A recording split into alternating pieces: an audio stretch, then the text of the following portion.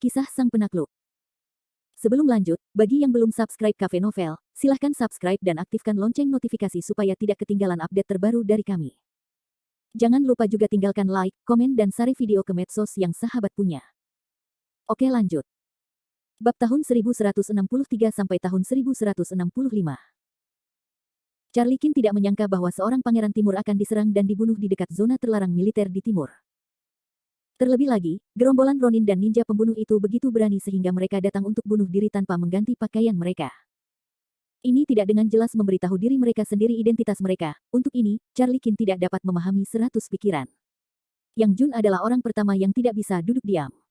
Dia berteriak, bajingan-bajingan ini, mereka berani keluar di siang bolong.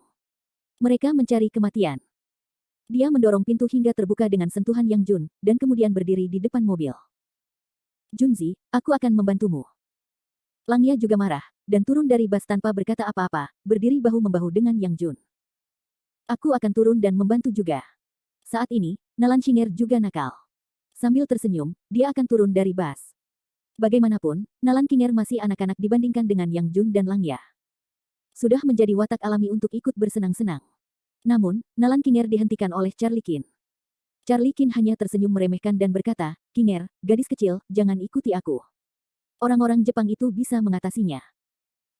Dihalangi oleh Charlie Kin, Nalan Shinger langsung menjadi tidak senang, Kapten, mengapa mereka bisa bertarung untuk membunuh musuh, tetapi aku harus duduk di dalam mobil, itu tidak adil, itu terlalu tidak adil. Charlie Kin menyeringai malas, jari-jarinya saling bersilangan, dan kemudian terus mengetuk tulang tinjunya, berkata, hei, gadis kecil, bukan berarti kamu tidak diizinkan keluar, tetapi kamu memiliki hal-hal yang lebih penting untuk dilakukan sekarang. Begitu Nalan Shinger mendengar ini, dia langsung tersadar dan berkata, Kapten, tugas penting apa itu? Berikan padaku, aku berjanji untuk menyelesaikan tugas itu. Saat ini, Nalan Shinger, yang meminta tawaran, tampak penuh energi. Namun, Charlie Kin masih tersenyum jahat dan berkata, tugas apa? Haha, sederhana saja, temani aku, atau aku akan bosan di mobil sendirian. Tidak diragukan lagi, Kinglan tidak mau menyiram wajahnya dengan air dingin. Charlie Kin melanjutkan, bagaimana, gadis kecil, tidak mau ah. Nalan Shinger tidak mau memperhatikan Charlie Kin. Dia bersenandung dan memutar kepalanya di masa lalu. Charlie Kin terus menggoda, gadis kecil, kamu masih tidak menganggap masalah ini sebagai tugas. Sangat penting untuk menemani pemimpin dengan baik. Apakah kamu tidak tahu? Nalan Shinger tiba-tiba meledak dan meremehkan untuk berkata, Kapten, kapan kamu begitu birokratis? Kapten, pemikiran seperti ini sangat berbahaya dan mudah terkikis. Mendengarkan peringatan Nalan Shinger, Charlie Kin tertawa terbahak-bahak. Namun, di dalam mobil ini tidak ada tawa yang hidup pada saat yang sama, perkelahian di luar mobil juga telah dimulai. Namun Charlie Kin agak aneh, para ninja dan Ronin ini juga terlalu buas saat ini, jangan katakan sepatah kata pun, datang dan mulai. Selusin atau 20 orang mengelilingi Yang Jun dan Langya. Pisau Ronin dan pedang ninja itu masih oke, dan mereka terus membelah Yang Jun dan Langya. Hanya saja kultivasi para ninja dan Ronin ini agak umum. Setelah pertarungan antara Yang Jun dan Langya, level tertinggi dari orang-orang ini hanyalah alam sapi dan harimau, yang tidak cukup untuk dua jenderal pedang biru. Langya dan Yang Jun bahkan tidak menggunakan senjata ajaib yang diberikan oleh Kevin Ye.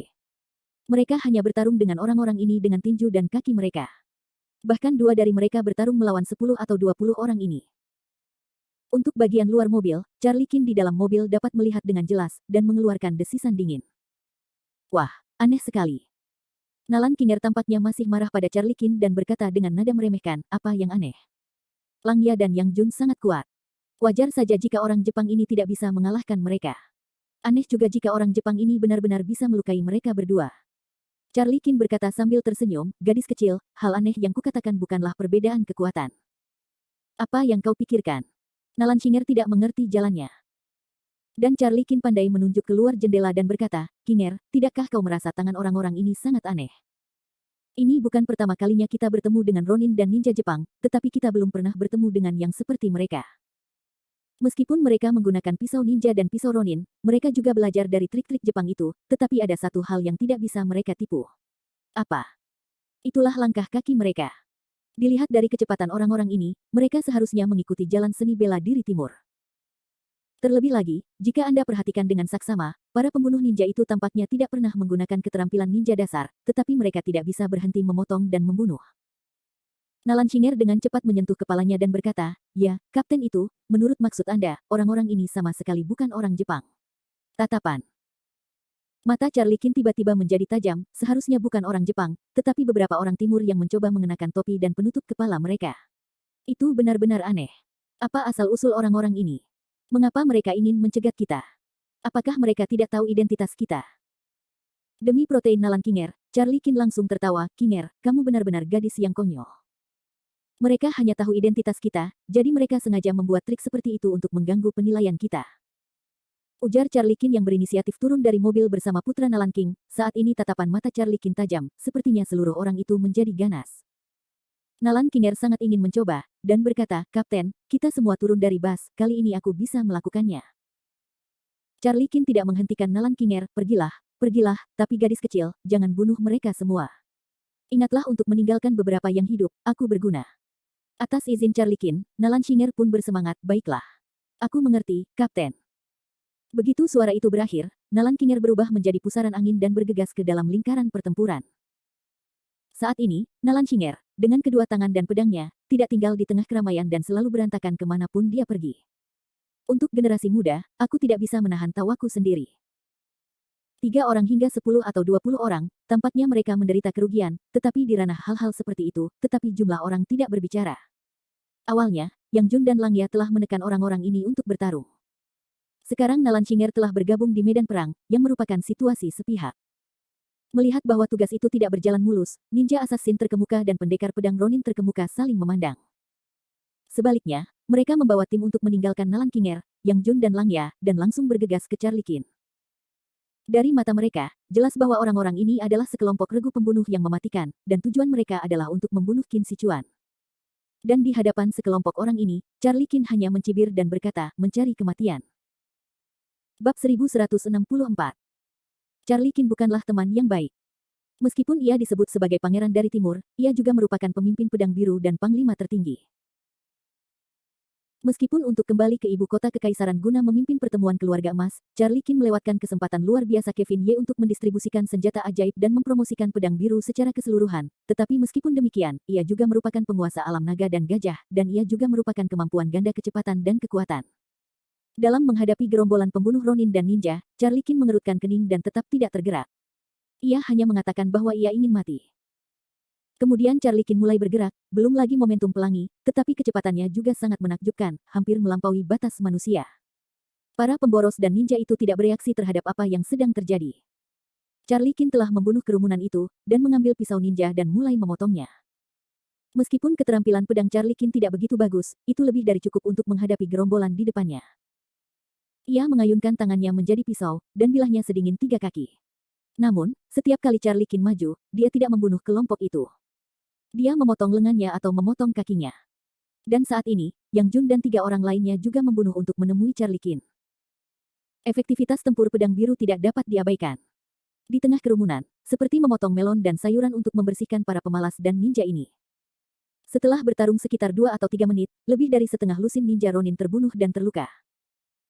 Ketika situasinya tidak baik, pemimpin ninja segera bersiul, yang berarti sudah jelas bahwa ini adalah sinyal mereka untuk mundur. Hanya saja mereka tidak dapat menerima orang-orang yang terluka parah yang telah berdarah di mana-mana. Hanya 7 atau 8 orang yang tersisa. Setelah 2 orang meninggal, sisanya melarikan diri dengan putus asa dan melompat langsung dari tebing jalan Panshan. Sialan, aku ingin lari. Nalan Kinger sangat marah sehingga dia memancarkan 2 lampu emas di tangannya. Senjata ajaib itu keluar dengan sendirinya dan membunuh 2 pembunuh ninja yang menghalangi. Namun, orang-orang lainnya sudah turun dari tebing, sudah lama pergi. Charlie Qin berdiri di jalan Panshan dan mendengus, jangan kejar. Biarkan mereka pergi. Kita biarkan saja mereka hidup-hidup. Wajah Nalan Kinger marah dan geram. Namun, ketika Charlie Qin berbalik lagi, dia tercengang oleh pemandangan itu. Kita harus tahu bahwa beberapa orang di Charlie Qin baru saja bergerak. Meskipun 5 atau 6 orang yang tergeletak di tanah patah tangan atau kaki, mereka tidak membahayakan nyawa mereka. Namun, ketika Charlie Qin berbalik, orang-orang di tanah itu semua menutup telepon, dan ada jejak darah hitam di sudut mulut mereka. Adegan ini sangat mengejutkan Charlie Qin. Yang Jun mendesis dingin dan segera pergi untuk memeriksanya. Dia meraba-raba leher hampir setiap mayat. Yang Jun berharap masih ada yang selamat di antara orang-orang ini. Namun, ketika Yang Jun berdiri, dia mengangkat jejak ketidakberdayaan di wajahnya dan menggelengkan kepalanya ke arah Charlie Qin. Bos, tidak ada yang hidup, semuanya mati. Lihat postur ini. Mereka seharusnya memiliki racun yang tersembunyi di gigi mereka. Mereka akan tersedak darah. Begitu bertekad, begitu putus asa, ini membuat Charlie Qin semakin penasaran dan marah. Wilayah Jiangnan ini adalah siapa yang tahu bahwa dia telah datang, dan siapa yang ingin bunuh diri. Setelah merenung sejenak, Charlie Qin mengangkat tangannya dan berkata, "Wah, ini sekelompok orang mati."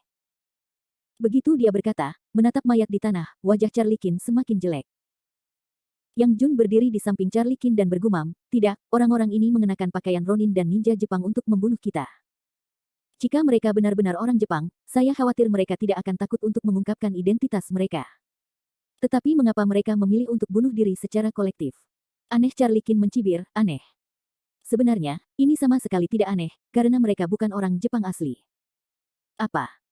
Wolfia terkejut dan menatap Charlie Qin dengan tidak percaya. "Kapten, jika mereka bukan orang Jepang, bagaimana mereka bisa menggunakan trik Jepang?" "Gigi serigala, ini hanya kedok. Apakah menurutmu ninja-ninja itu pernah menggunakan ninja? Itu tidak benar." Charlie Qin sekali lagi mengeluarkan teriakan panjang. Seluruh orang itu berdiri di tepi tebing. Setelah lama terdiam, dia berkata lagi, "Junzi, apa pendapatmu tentang masalah ini?"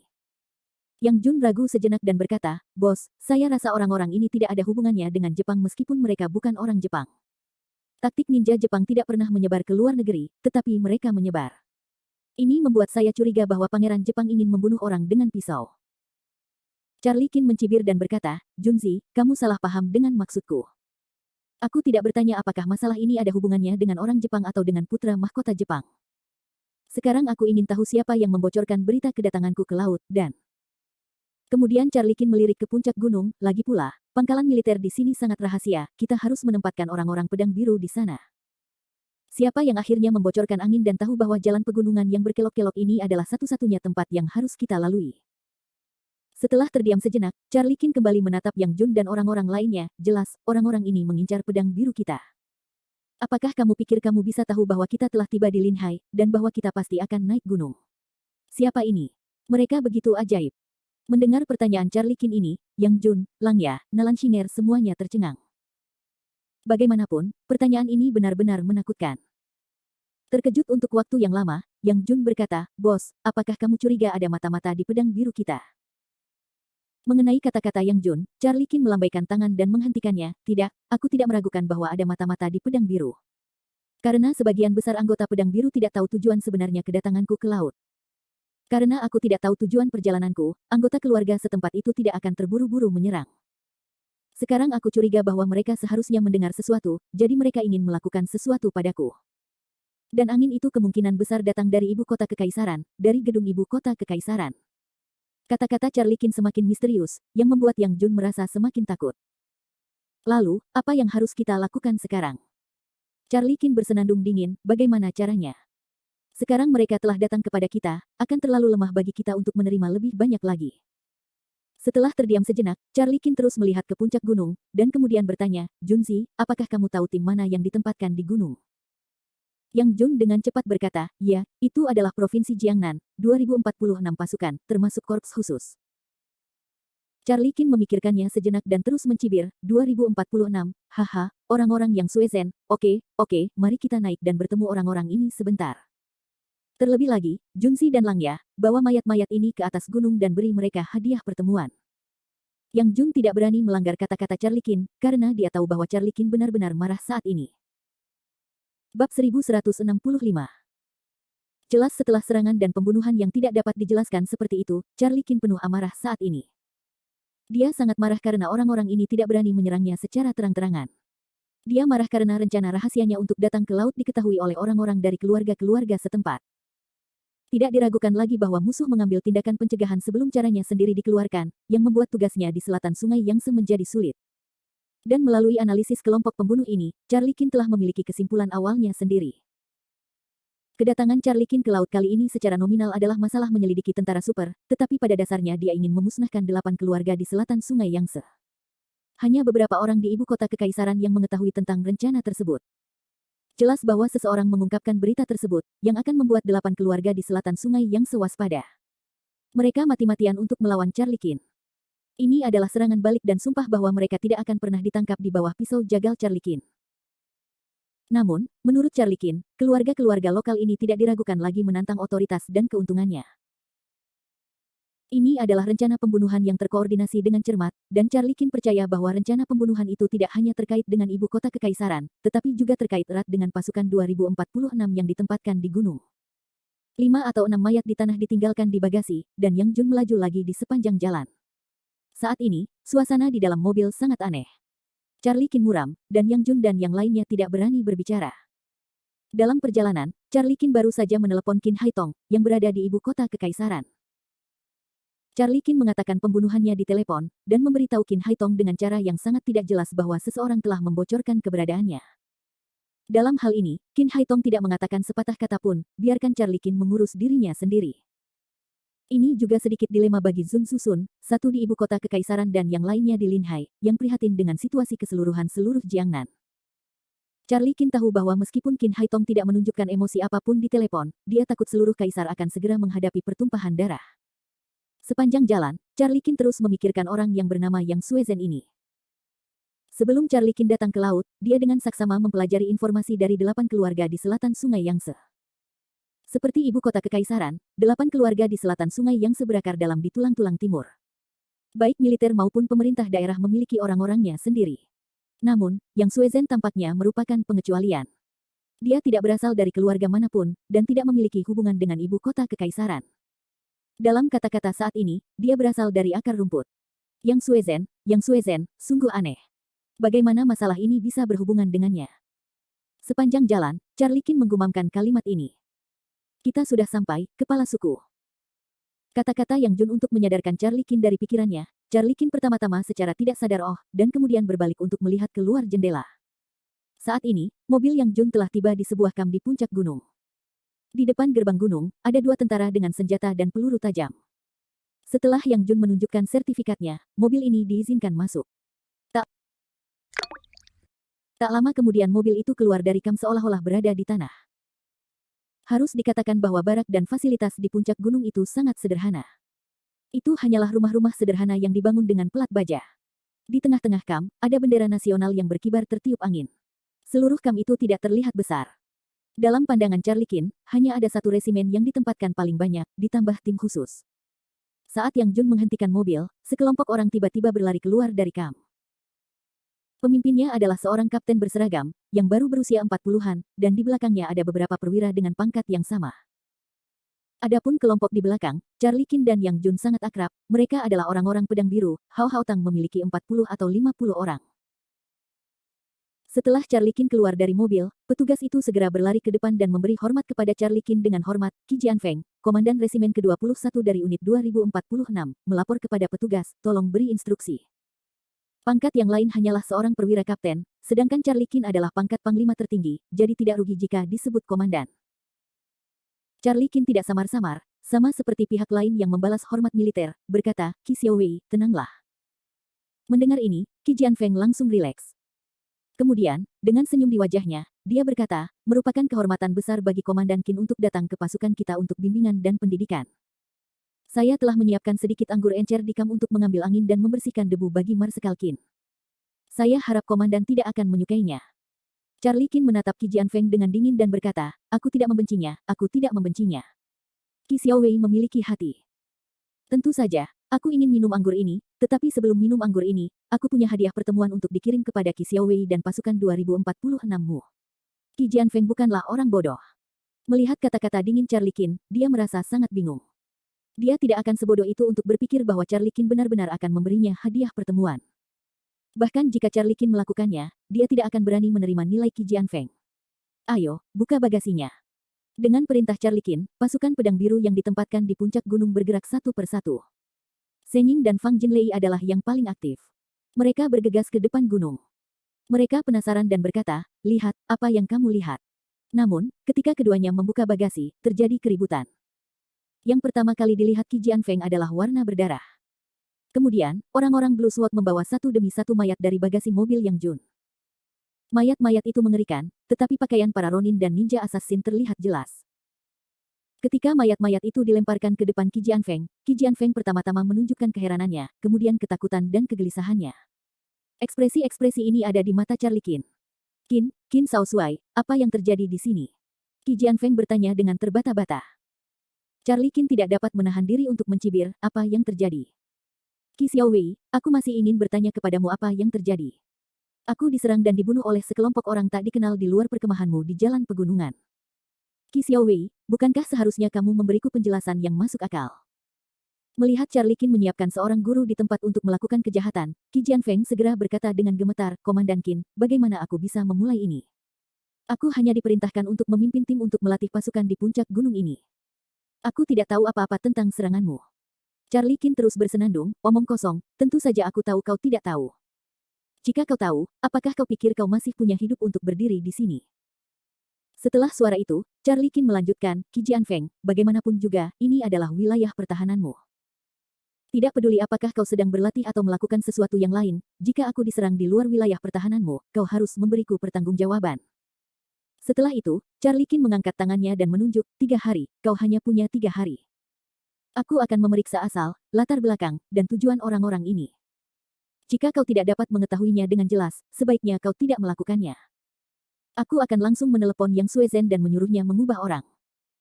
Ketika Qi Jianfeng mendengar ultimatum Charlie Qin, dia tiba-tiba terhuyung dan hampir jatuh ke tanah. Namun, meski begitu, Qi Jianfeng mengangguk patuh, ya, jangan khawatir, aku akan mencari tahu kebenaran tentang masalah ini. Ini adalah cara terbaik untuk melakukannya. Charlie Qin mendengus lagi, mengabaikan Qi Jianfeng, tetapi langsung menuju ke perkemahan.